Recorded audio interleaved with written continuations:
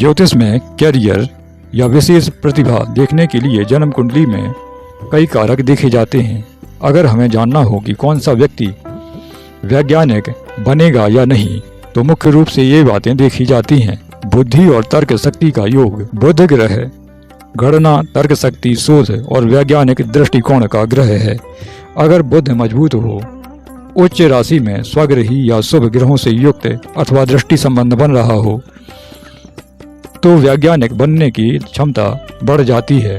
गुरु अर्थात बृहस्पति गहरी समझ, ज्ञान, अनुसंधान और शिक्षा का प्रतिनिधि है।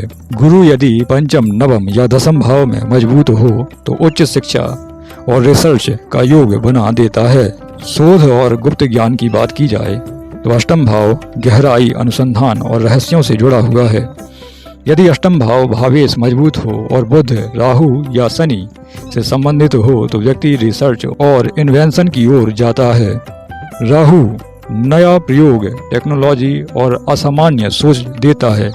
राहु बुध या राहु गुरु के साथ हो तो आउट ऑफ द बॉक्स सोचने की क्षमता बहुत अधिक बढ़ जाती है। शिक्षा और उच्च अध्ययन की बात यदि की जाए, पंचम भाव जैसे बुद्धि और शिक्षा का कारक कहते हैं यदि बलवान हो, नवम भाव जैसे उच्च शिक्षा, दर्शन, रिसर्च का भाव कहा जाता है, यह भी बलवान हो, दसम भाव जैसे कैरियर और कर्म क्षेत्र का भाव कहा जाता है, अगर यह भी बलवान है। अगर इन भावों का आपस में अच्छा संबंध हो, जैसे पंचमेश दसम भाव में या दसमेश पंचम भाव में, तो व्यक्ति ज्ञान को कैरियर बना सकता है। वैज्ञानिक सोच देने वाला विशेष योग यदि कहा जाए तो बुध और राहु का संयोग आधुनिक विज्ञान और रिसर्च की ओर झुकाव, शनि और बुध का योग प्रयोगात्मक सोच, मेहनत और शोध क्षमता बढ़ाता है।